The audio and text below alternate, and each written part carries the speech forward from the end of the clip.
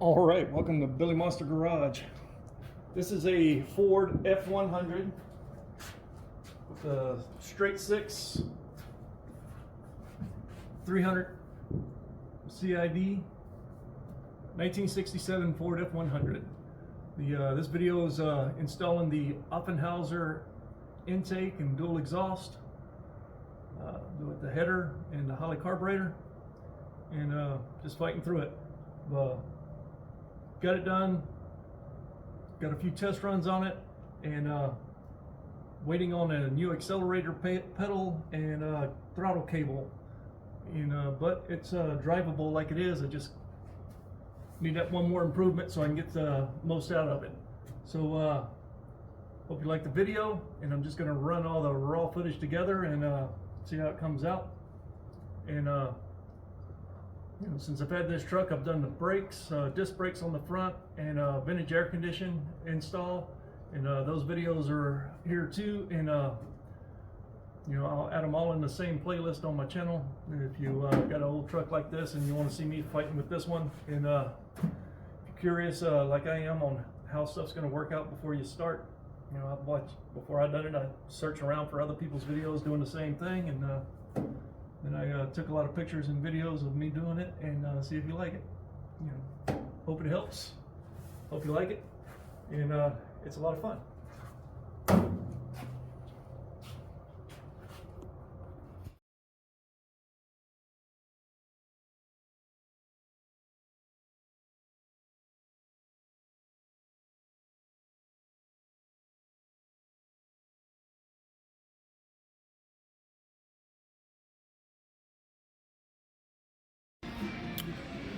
Alright, I got her taken apart and kind of cleaned up. I'm kind of test run the headers down in there, but it's going to be tight around that starter. So let's just see how she goes. See if I can put the phone. I might be able to do it right there. She's laying there. It's just a cell phone laying there, so yeah. I think I'm going to have to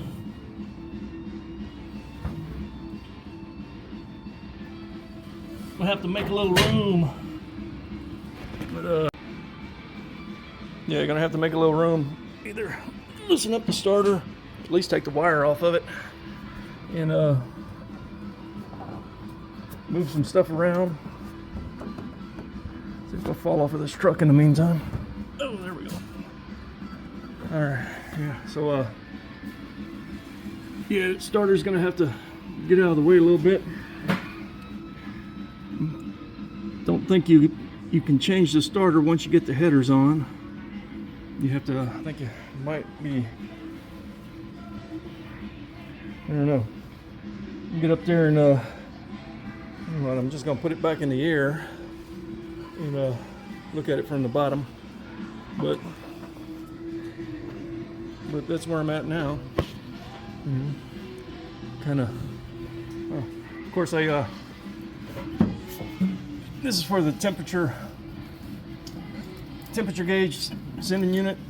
It's part of it there. It screws into the little brass piece over here. Had a little drip, and so you can pull it out and go get a new one. I said, no, it's just loose, so I tightened it up, and the whole thing just kind of crumbled around. So it was, the brass was cracked. Just got to get a new one of those. So got to plug in it right there, just so it won't drip water all over the starter while I'm getting a new one. So do a little more test fitting, and then make a run to the parts house and find a new piece for that before I put all this on, and then have to do it from underneath. It should be able to reach it, but it'll be right underneath one of the runners, so it's easier while it's off.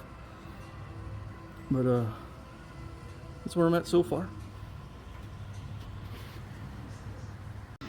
Yeah, it's tight around that starter, so I am going to need to at least take the wire off of it. Just take the whole thing down and see if it passes between there. And I'm sure they probably make a newer, smaller one that's to get around there. But let's see what happens. I'll pull that off and then drop them in there and see if I can get the starter back on without having to move the headers around. But either way, it's going together.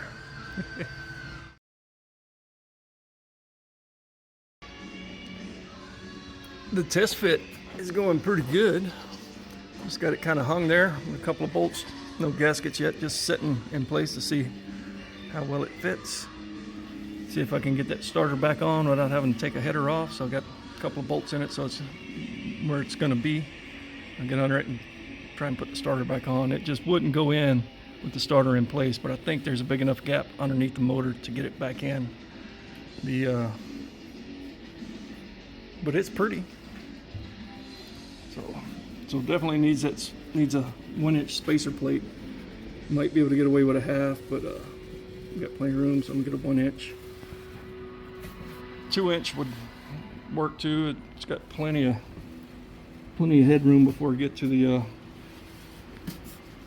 hood line for the air cleaner. So we got plenty of space. But I already ordered a 1-inch.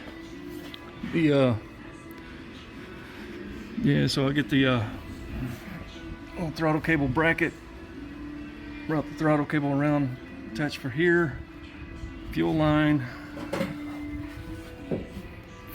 here, it needs to come over to here, so I'll cut that back and maybe put a little braided hose or something, I don't know. And get that around in there. Choke in the this thing, I'll need a longer hose to get around to one of these ports. I'll have to rewire that choke a little bit longer.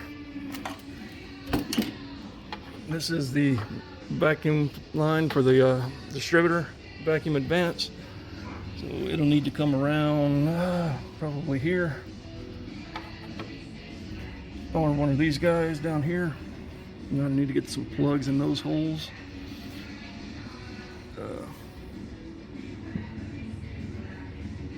I'm gonna use the ones on the vacuum ports on the carburetor instead of the intake, just so I don't have to worry about capping them. The ones I don't use, I'll plug the ones in the intake. It should be good. But yeah, I'm digging the way it looks already. I can't wait to fire it up and see how it sounds. So the sound of it is what really has me wanting to do it. I built one on Power Nation, I believe, on one of them TV shows, and it just sounded crazy good. Even after they put the mufflers on it, they ran it just open headers and it sounded great. Then they put the mufflers on it, it still sounded really good. So, but that and that old carburetor is kind of chinky, and I know Holly, and a little more familiar with them. Not that I'm any good at it, but I can tune it and make it run good, and it looks cool. It looks really cool. Just for access, I took the hood and one of the hinges off, and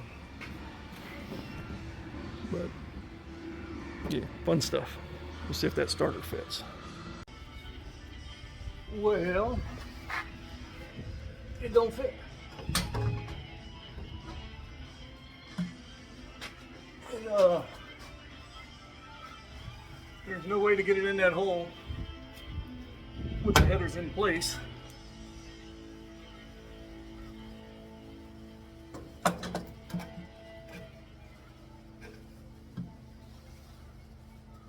I believe once it's in there, it'll be okay, but I'm gonna have to take them loose at the top, lean them back, give me a little more room, get it in there, get a bolt in it, put the header back, then tighten up the starter. That's disappointing, but oh well, just hope I don't have to change the starter again. All right, so I took the bolts out that I had holding up the header. So it's just sitting there, and it dropped it down, about an inch. So that should give me just enough room to get that starter in there, get it mounted, then pick the header up, put it back on, and should be good. I'm leaving the intake sitting there right now. It's just got one bolt in it, and sitting on the pin, and one bolt. It's just sitting in place. Carburetor sitting on top. That's just to just for looks, really, because I like looking at it. But I kind of test fitting to see when I put this starter in, do I have to take all of that off, or I can just drop the header down a little bit and then push it back up, kind of thing, which I think I can. So we'll find out here in a second. And before I have to pull more, it's just a pain in the butt to change a starter, and this makes it worse. And I've done it twice on this truck already. So, but I think it's going to last longer with the headers, because the old manifold, it was leaning right against the starter, really close. It had some kind of heat shield, fire blanket, or header wrap, whatever you call it, around it. But I think that the old setup, that starter would get heat soaked. But anyway, see how it does. All right, we'll call that almost. Can't quite turn it to get the snout of it in the hole. It was worse when I tried to go. I had to go in back first in there and then try and turn it up. Going in front first, couldn't get it even that far. I think I need to get back on top and wiggle around the headers some more. I think I'll be able to put it in from up top. If I lean the headers out, it gives me a little bit more room. But yeah, if I got to change the starter, I'm gonna have to pull the exhaust off, take the header out, lean it over. Might be able to leave the intake in place when I do that, if that ever comes up. But because I'm out of room for sliding forward, straight forward, kinda. I got room to come out, which if I can come out, I think I might be able to. I don't know. I'm gonna get up top and try it, but let me put it back on the ground. All right, I got it pointing at the hole now. Had to take the intake off so that I could lift up on the whole header just to get it past the hole, point the starter in, and then set it back down. It's a tight fit. Might could have done it with the intake on, but I couldn't really see what I was doing, and I couldn't reach around and kind of thing. So I don't know, but well, it goes on and off fairly easy, so I guess it's not a big deal. Just and it's the same gasket, so pulling one off, you might as well put a new gasket on both. So that's if I ever need to. That starter could last forever. Never know. Yeah. So get that thing buttoned up, get the starter on in there, and then I'll finish mounting the starter. Then probably go ahead and put the gasket and put this thing on permanent, because it looks like I can reach everything else I'm gonna need to do. I'm gonna take that valve cover off and clean it up and paint it while I'm got everything else apart. Maybe, I don't know. Might just let it ride. I'm at least gonna clean it, yeah. But that's where I'm at. I gotta leave here in a minute and go to town anyway, going to a Christmas party. So stop by the auto parts store and get that sending unit and get some new bolts while I'm at it, so I can put new bolts in this thing instead of the old ones, and see how she looks after that. Still can't finish because I'm waiting on my throttle cable and spacer plate to come in. So next weekend, finish up. All right, this is a new one. So fuel filter. Come with the kit from Jags for installing the Offenhauser intake. So it's a Spectre fuel filter. It's one of these common little cleanable glass ones. I'm not thrilled about the quality of the little nipples that screw on. They give you several sizes, but they're just plastic, which I don't like. But worse than that, the construction of the filter element and the glass looks pretty good. It's better than the last one like this I had. It was always leaking and falling apart pretty easy.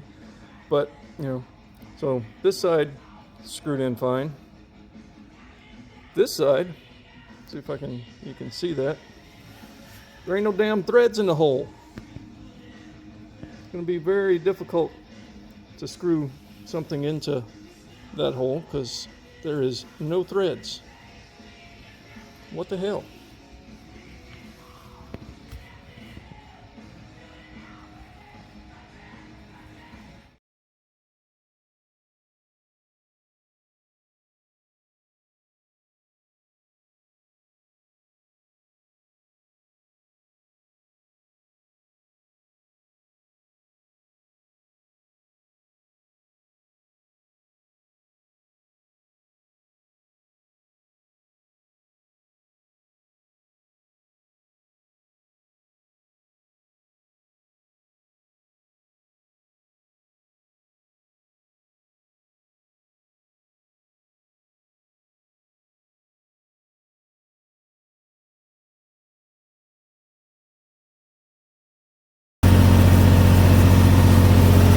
It fired up first crank.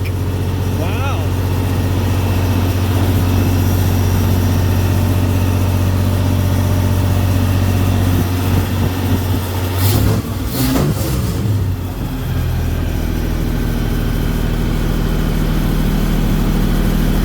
It sounds good, yes.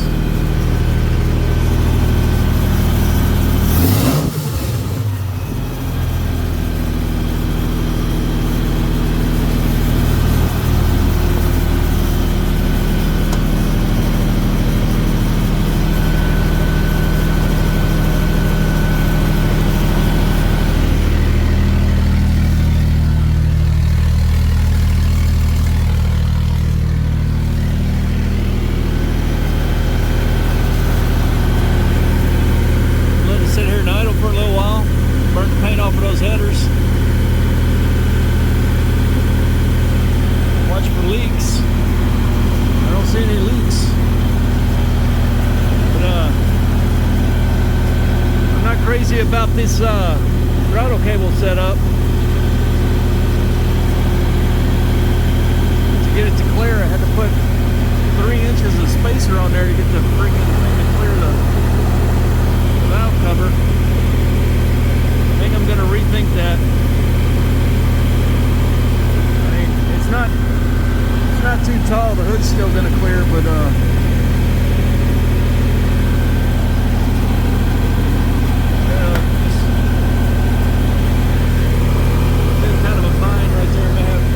reroute it, might be all right then, but he's definitely smoking it up, burning the paint off of those headers. So sit here and let it cook for a little while, and see what happens.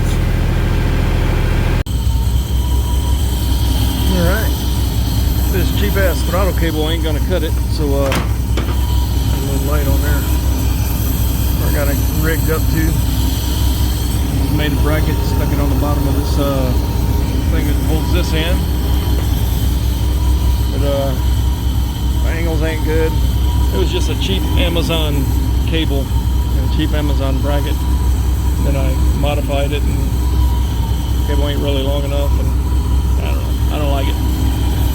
So, but the truck sounds freaking amazing.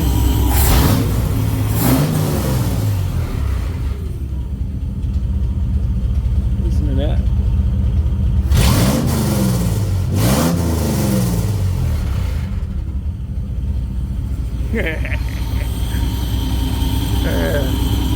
That sound is worth the price of admission right there.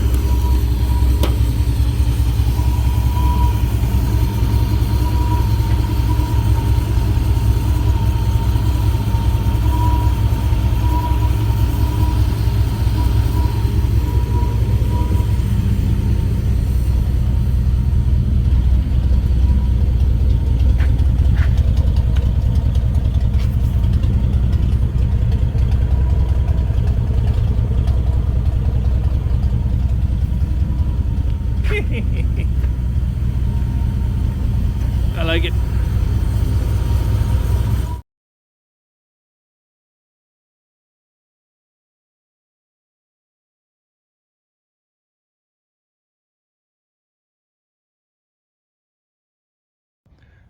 All right, here we go.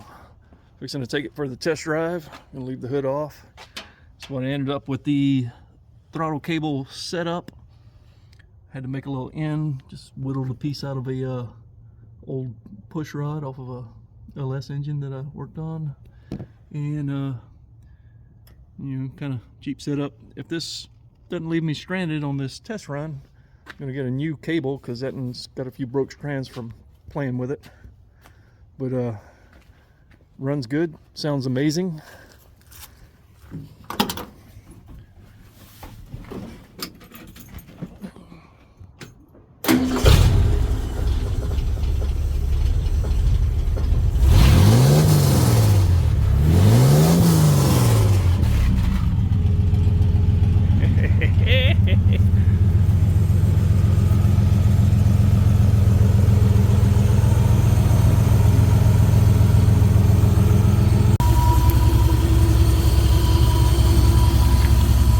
Alright. Whoa, she's rolling away from me. This is what it looks like. We've got some exhaust welded up. I've got a rigged up accelerator cable. I did order a new cable and a new accelerator pedal. It's going to work much better because I still can't get all the way wide open throttle. Just don't have enough room with that linkage.